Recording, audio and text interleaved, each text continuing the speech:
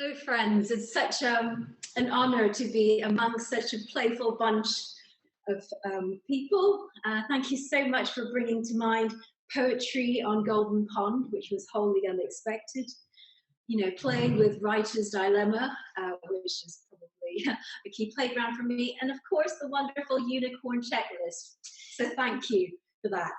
Tonight, in the spirit of Agile, then, I invite you to join me in test driving the best piece of advice I've ever been given. So I invite you now to think about a challenge you're currently facing. A kind of good feel for that. Pop it on a piece of paper, as it were, and now put it in your back pocket, and we're going to come back to it towards the end of this talk. So growing up, I remember as a child that I'd be surrounded by adults who would tell me, Portia, you must learn how to become a person. And it was the most curious of things, because that was, what I was told all the time. But not one of those adults could explain to me what it meant to become a person, and indeed how to go about it.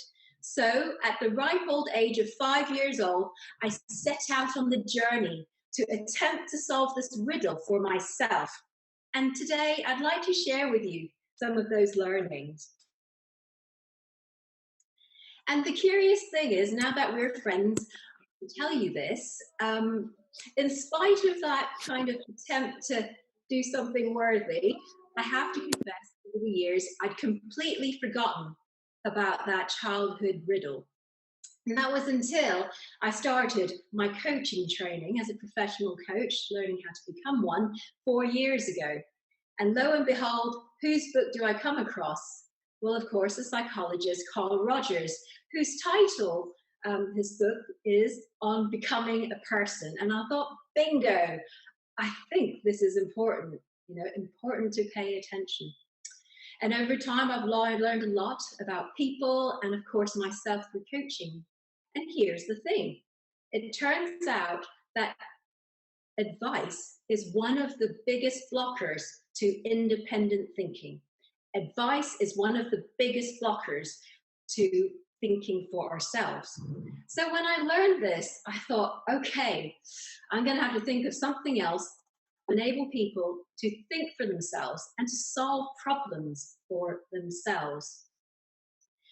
And as I looked around, it was a little bit like Lord of the Rings, and I scanned the horizon. But fortunately, I came across Nancy Kline. And Nancy Kline is a pioneer in thinking. She has spent the last 30 years on research about independent thought and looking at the barriers that stop us from thinking for ourselves. And as I had Nancy by my side, literally, because I spent time with her, I experienced what it feels like to be really listened to. And there were great moments of joy, of course, but there were many tears too. And with it came breakthrough thinking, or what I'd like to think of as break free thinking, that allowed me to see my own limiting assumptions and figure out all by myself how to overcome them. And along the way, I thought about my riddle, and like I said, whilst there were plenty of laughters and tears and all of that, an answer emerged, and it is this: to become a person, as Socrates had said many years ago, we have to know ourselves. And you know what? The first step to knowing ourselves is to listen to ourselves, because that enables us to think for ourselves. And of course, to really practice the kind of exquisite listening that Nancy talks about, that ignites independent thinking, we have to honor a promise. And that promise is for the listener not to interrupt the thinker. So over time, and with lots and lots of practice, I've learned to listen like my life depended on it. And I've learned to stay with not knowing. And of course, none of this is perfect, because it's about playing to be better. So I've learned to withhold my judgment and to treat everything as data. And most important of all, I've learned to trust this process, and in particular, the process of thinking for myself. And that enabled me to be of greater service to the organizations I work in. And of course, the much wider forces which we are all part. And the more thinking I did for myself, of course, it helped me realize what was truly important to me. And of course, that was my family. And that enabled me to play more with them, to play more freely. And of course, the next step then came, how do I change my relationship between my true self, my whole self, and my work? Because as you know, I spend more than 70% of our waking hours doing work or work-related activities. That's more time than we're ever going to spend in a lifetime with our loved ones if we don't change something fast. So that got me really thinking about this. So I decided to take some risks at work, of course, and I decided to play for my life. And you know what? It was like a homecoming, being able to bring my whole self at work, to cultivate that sense of belonging, the sense of safety, and the sense of recognition for others, but also for myself. And I even managed to start my own ukulele band called the Finders Keepers. And this weekend, we're all rehearsing on our own because of COVID.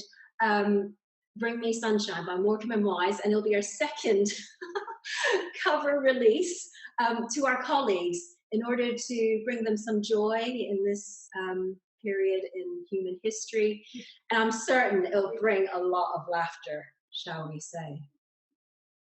And in doing all of this thinking, I've come up with 3 guidelines to help me align my work with a wish of mine, which is to change the world in my lifetime. So the first guideline is to work with people who care about other people. The second guideline is to work with people who support independent thinking in others. And the third guideline is to work with people who work in service of others and who have the courage to think for themselves for greater good. And so now I invite you to go ahead and take that challenge out from your back pocket, open it up, have a really good look now, really, really be with it, because there's so many of us on the call today to be here with each other. Have a good look at it. And I ask you this: what are you assuming about your challenge that is not true?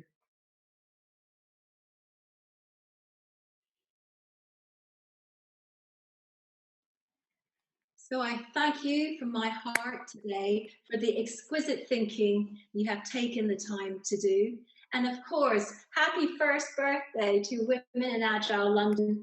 With love for me, Portia Tung. Happy birthday.